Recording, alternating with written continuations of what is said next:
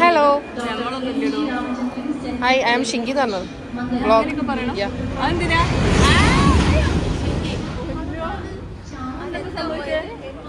Hi അനക. Hi selfie taker.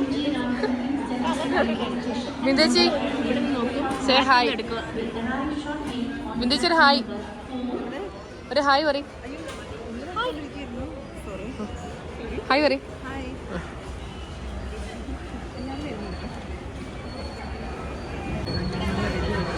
Say hi. Hello കിട്ടിപ്പായി.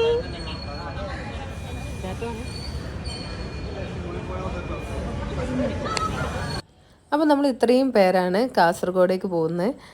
നമ്മൾ ഓഫീസിലുള്ള കുറച്ച് പേരാട്ടോ. പിന്നെ ഒരാൾ വന്നിട്ട് നമ്മുടെ ഓഫീസിലുള്ള ചേച്ചീൻ്റെ കുട്ടീനെ നോക്കാനുള്ളൊരു ആയാണ്. അപ്പോൾ ആ ചേച്ചിയും കൂടിയാണ് നമ്മുടെ കൂടെ ഉണ്ടായിരുന്നത്.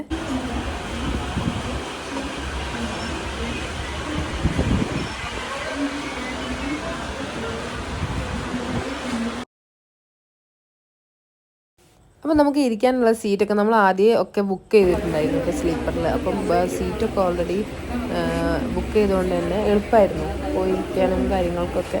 എല്ലാം ചെയ്തു തന്നെ ബിന്ദേച്ചി കേട്ടോ. പ്രത്യേകം പറയുന്നത് തന്നെയാണ്, ബിന്ദേച്ചി തന്നെ ഒക്കെ ചെയ്തത്, ബുക്ക് ചെയ്തതും കാര്യങ്ങളൊക്കെ. അപ്പോൾ ഞാൻ ഇന്ന് എടുത്തത് വൈറ്റ് ഒരു ചുരിദാറായിരുന്നു കേട്ടോ പോകാൻ വേണ്ടിയിട്ട്. ഇതെനിക്ക് ഏട്ടൻ്റെ അമ്മ കഴിഞ്ഞ ബർത്ത്ഡേക്ക് ഗിഫ്റ്റ് ചെയ്ത് ചുരിദാറായിരുന്നു കേട്ടോ. എല്ലാവർക്കും ഇഷ്ടമായിട്ടോ. വൈറ്റിലൊരു ഫ്ലവേഴ്സൊക്കെ വരുന്ന ഇത്. പിന്നെ എന്നിട്ട് എല്ലാവരും നല്ല അടിപൊളിയിലൊക്കെ ആയിരുന്നു വന്ന്. അങ്ങനെ നമ്മൾ കുറേ റീൽസൊക്കെ എടുത്തു. അത് നമ്മൾ ആ ജേണി അങ്ങോട്ട് പോകുന്ന സമയത്ത് ഫുൾ എൻജോയ് ചെയ്തിട്ടാട്ടോ.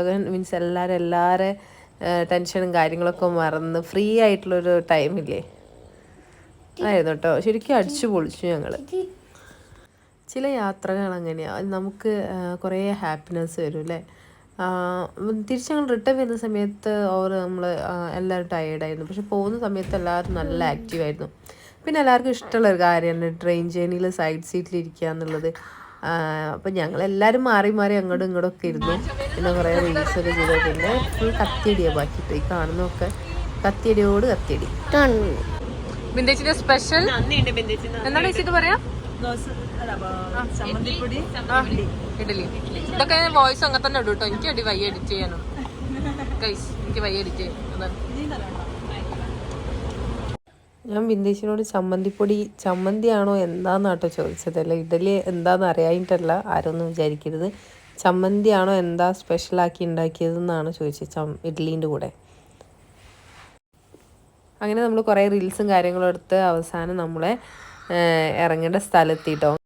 പിന്നെ നമ്മൾ സ്റ്റേഷൻ്റെ അവിടെ നിന്ന് തന്നെ ഒരു ഊബർ ബുക്ക് ചെയ്തു. ഊബർ പറഞ്ഞു. പിന്നീട് ഊബറൊക്കെ പിടിച്ചിട്ടാണ് നമ്മൾ മീൻസ് ഈ വീട്ടു പാർക്കലുള്ള സ്ഥലത്തേക്ക് പോയത് കേട്ടോ. അതിന് അവസാനം നമ്മുടെ വീടെത്തിയിരിക്കുന്നു. അങ്ങനെ വീട്ടിലെത്തി വേഗം തണുത്ത വെള്ളമൊക്കെ ഉണ്ടായിരുന്നു, അതൊക്കെ കുടിച്ചു.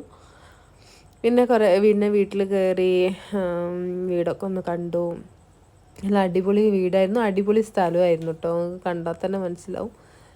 നല്ല വ്യൂ ആയിരുന്നു കേട്ടോ. പിന്നെ താഴെ ഒരു കുളം പോലെയൊക്കെ കണ്ടോ, എന്താണെന്ന് അറിഞ്ഞൂടാ, നല്ല രസമുണ്ടായിരുന്നു അവിടെ നിന്ന് നോക്കാൻ. അത് കഴിഞ്ഞ് നമ്മുടെ ഫുൾ ടീം എത്തി. ഓഫീസിലുള്ള ബോയ്സൊക്കെ അവർ വേറെ തന്നെയായിരുന്നു വന്ന്.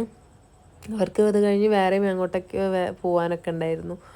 അപ്പോൾ അവർ വേറെ തന്നെ കാറൊക്കെ എടുത്തിട്ടാണ് വന്നിട്ടുണ്ടായിരുന്നത്. അങ്ങനെ അതൊക്കെ കഴിഞ്ഞു ഞങ്ങൾ അവിടെ നിന്ന് റിട്ടേൺ അടിച്ചു. ഫുഡിൻ്റെ ഒന്നും എനിക്ക് എടുക്കാൻ പറ്റില്ല, ഫുഡൊക്കെ അടിപൊളിയായിരുന്നു. അപ്പോൾ കാസർഗോഡിനോട്